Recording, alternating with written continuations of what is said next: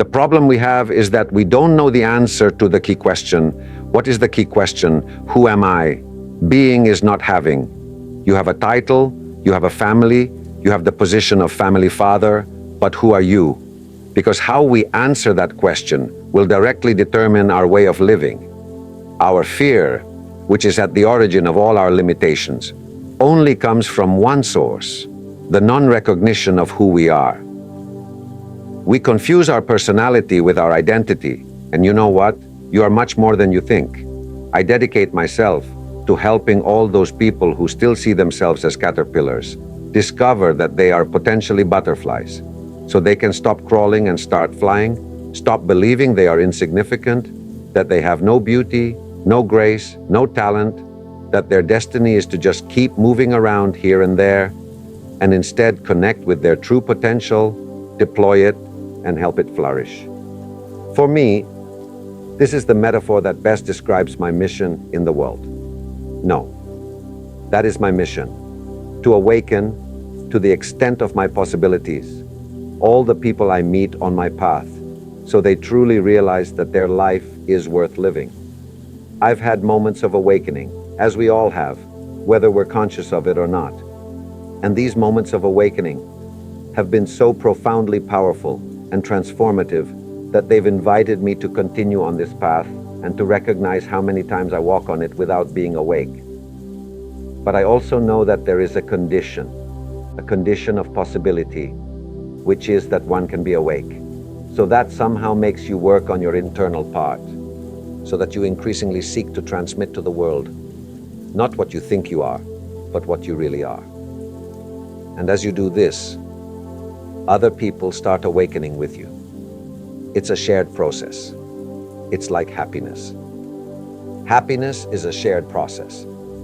Subjective well-being is something only I enjoy. It's the pleasure of the senses. But the joy of the heart is always shared. I decided to study medicine because I had an experience with human suffering. And at that moment, I understood that medicine is what can most reduce human suffering, especially the most visible kind, which is physical suffering. The person who has fractured an arm, the person who has a tumor and cannot live a normal life, the person who dies from a disease. So I felt a calling, a vocation. The word vocation means call, a very powerful, deep, singular call to dedicate my life to reducing the suffering of others. Now bear in mind that in my family there were no doctors, no grandparents, no great-grandparents, no uncles, nobody. So this was quite groundbreaking in my family because, of course, there had been no conversations about medicine. No medical books had been brought home. And of course, I felt a little scared. I was admitted to medical school, and during the summer, just before entering, I was starting in September, which was many years ago now.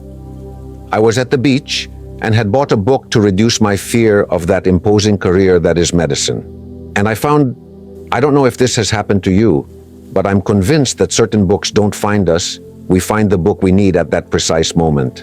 I entered a bookstore that I'm very fond of, Casa del Libro on Madrid's Gran Via, which was the reference place. I went up to the third floor where the medical books were, looking for a book that would somehow take away that anxiety, combined with the excitement of becoming a doctor, but the anxiety of knowing nothing about medicine. And I found just the book, almost looking at me, among a bunch of volumes whose titles I couldn't even understand. Surgery of the posterior fossa. But what is the posterior fossa? The only fossa I know is the Mariana Trench, you know, that place in the ocean. What is the posterior fossa? It's the posterior part of the skull. I know that now. At that time I didn't know. A humble book that talked about the relationship between doctors and patients. And that book marked a before and after in my life because I read it on the beach and read that Greek doctors 2,500 years ago had discovered that you could heal with words. And I thought, wow, if this is true. Wow, if you could really heal with words. And then I entered the faculty, and in the faculty nobody talked about this. Everything was science and technology. There was no humanistic education, not even in the subjects of clinical psychology and psychiatry, which I had to take, of course, where they only talked about disease. They didn't talk about what mental health was. I started searching, and there was nothing. The Great One, the father of all Western medicine, has a name, and it's Hippocrates, the creator of the school of Epidaurus. And Hippocrates said something about 2,000 years ago. He said, let's not forget that what cures diseases is the organism. That is to say, here, Bruno, we have to mark a difference between curing and healing. Curing comes from outside. Not recognizing the incredible advances of medicine would be absurd. Western medicine today can give you invaluable help with many problems, from infections to traumatisms to tumor pathologies. But sadly, to a great extent, we have forgotten what healing is. If curing comes from outside, healing comes from within. What can make a person, in a moment of challenge, when facing an often severe illness, activate their defense system, their killer lymphocytes, their CD4 and CD8 lymphocytes, their white blood cells, their fibroblasts, a whole entourage of hormones, chemical mediators, and neurotransmitters to tell that tumor cell or that tumor, you have no place here? Or what causes, on the contrary, that defense system, those hormonal mechanisms, that capacity, those resources to say, go to sleep, and the tumor to say, I'm at home? And this is a very important point. Look, I think it's very important for us to pause for a moment to talk about the relationship between the body and the mind. You see, traditionally, people have talked about psychosomatic medicine. There was the somatic, that is the bodily. Like I have an inflammation of a joint, it gets red, it hurts, it's difficult to move. That was the somatic part. Then there was the psychological. I have an anxiety disorder, a depression disorder, etc. And then there was the psychosomatic, which was like a catch-all drawer. This is psychosomatic, meaning you don't really know if it's psychological or somatic. Let's see. The psychosomatic thing is that everything is psychosomatic. Everything psychological has a somatic impact, and everything somatic has a psychological impact. For example, when they give you that physiotherapy session, Bruno, they're relaxing your body and they're relaxing your mind. Why? Because the body has an impact on the mind. And when you relax your mind, you also relax your body, the famous neuromuscular armor. So this is extremely important. Why? Because otherwise we'll have, no, this is only a psychological issue. No, this is an exclusively medical issue. No, we don't need to address anything about their emotional state. Everything is psychosomatic. That's why a multidisciplinary approach and a much more horizontal perspective are so important. But we're very prone to compartmentalizing things and then forgetting that they're part of a whole. It's as if I said, no, the liver is the liver. Yes, man, but the liver has a relationship with the pancreas. No, I'm only interested in the liver. But what about the pancreas? I'm not interested in the pancreas. Hey, the liver and pancreas are constantly communicating. The approximately 60 trillion cells we have, whoever counted them should be given a Nobel Prize, are constantly talking to each other. An approximate calculation has been made of the number and length of nerves that connect the neuroaxis, which is the brain and spinal cord, with the body. What number would seem reasonable to you? That is, if we measure the nerves we have, the thick ones, the thin ones, the long ones, the short ones, and we put them end to end, it's calculated to be about 150,000 kilometers. So how is it possible that there are 150,000 kilometers of nerves inside us connecting the neuroaxis? That is the central nervous system, the brain, which includes the cerebrum, cerebellum, brainstem, and the spinal cord with the body back and forth. How can we think that mental states won't affect the body and that bodily states won't affect the mind? Absurd. They are part of the same thing. It's like my hand has a palm and a back. They are different, but I can't separate them. There is no hand that doesn't have a palm, no hand that doesn't have a back. For me, happiness is being comfortable with yourself, with others, and with life. That is to say, in the overall computation, if they ask you, are you comfortable or not? Yes. Is everything perfect? No, but are you comfortable? Yes. Why did I say yes? And why do we search and not find? Why are there so many advertisements saying, do this and you'll be happy? When you have this house, you'll be happy. When you find the ideal boy or girl, you'll be happy. When you pass that competitive exam and no longer have worries, you'll be happy. Why do we buy into that? And why don't we find happiness? There's a little story about a very curious character in literature called Nasruddin, and Nasruddin is used to send a message through a small story. So one day, Nasruddin is under a streetlight. There's a streetlight on, and the rest of the street is dark. And he's searching there, all nervous. A neighbor approaches him and says, "What are you doing, Nasruddin?" He says, "I'm looking for my key. The key to my house. I can't get in because I've lost it." "Ah, you lost it under the street light." He says, "No." "Then why are you looking there?" He says, "Because it's the only place where there's light." Of course, what does this mean? That we look where we'll never be able to find. We look for happiness, the key to happiness, where it isn't. And why do we look there? Because it's the only place we can think of looking. Because it's the only place we see. Let's see, happiness is a state of being, of what we are. It's not a state of having. Having can give us a subjective well-being that is very pleasant. Having water to drink is great for me. It's very pleasant to have something to eat. It's very pleasant not to be cold. It's wonderful to be sitting in a very comfortable chair. It's very pleasant for you, for me, but it's for me the enjoyment of my senses. Happiness is the joy of the heart. That means it's something that affects being. And when one is happy when one is capable of loving without conditions. Every person who is capable of loving without conditions, by their very nature, will be happy. That is to say, I love you as human beings, not for how you are, not for how you treat me, but for who you are. And then, how am I going to love someone for who they are? Because I see that what is different doesn't have to be distant. Therefore, we're going to find happiness as we learn to love without conditions. How curious that when you meet someone who is capable of loving you without conditions, inevitably something begins to move in your heart.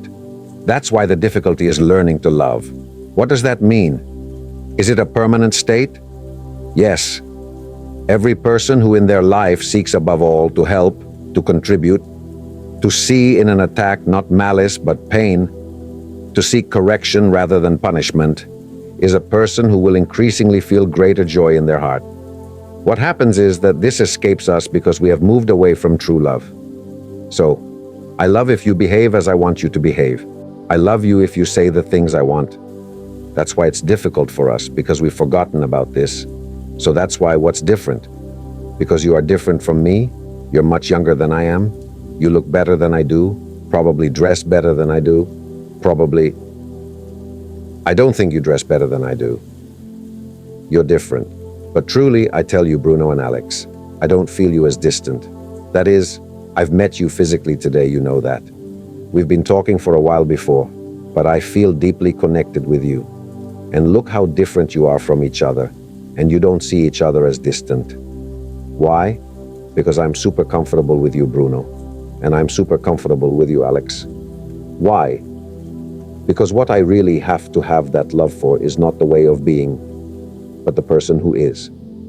And this might sound a little strange, but of course the concept of happiness is not a physical concept. It's a metaphysical concept. Therefore, it's beyond the physical. But we all know it. The longest study that exists in the world on happiness, no one has surpassed this study. I think they're already on the third director, because the two previous ones died of accumulated youth. So Imagine has shown that the most important element is connection with others. When you're connected with others. I'm going to first, if you'll allow me, make a distinction between spirituality and religiosity, okay? Religiosity, a religion, is something that is built initially with the objective of religare from Latin, to reunite what was separated. This is absolutely connected with spirituality. Spirituality is everything that takes us out of the ego and connects us with ourselves, with our true being, with others, and with the world. Well, so far so good. Secondly, there are a series of shared practices in religions, okay? A series of shared knowledge, shared practices, and a certain community. Well, spirituality is a personal search of yours with that which transcends you. Transcend comes from the Latin verb transcender, to go beyond. That is, it goes beyond you. That is what connects me with Bruno, what connects me with Alex, what connects me with the people who are helping and collaborating in this conversation, what connects me with nature, what connects me with myself, etc. That's spirituality. Religion seeks to be a bridge to connect you. When that bridge is based on love and the capacity to forgive, it's very aligned with spirituality. When that magic of the experience of unconditional love and the capacity to forgive not malice but ignorance is lost. Do you understand what I'm trying to say? To not see malice but ignorance, they are aligned. When there is a submission, if you're not one of mine, you're against me. If you don't think like me, then where is the love there? Where is the appreciation of diversity? Where is the respect for other ways of thinking? So now we're focusing on spirituality, okay, to mark a difference, because many people are uncomfortable with this, and I understand that. Then, whether we know it or not, we're all on a spiritual journey, all of us, even the one who believes they're not. Why are we on a spiritual journey? Because as you go deeper into yourself and go deeper into relationship, the barriers that separate us begin to dissipate. That's spirituality. What happens to you is no longer indifferent to me. So of course, spirituality is what brings out the best in human beings, because it's the essence of what we are. We are spiritual beings.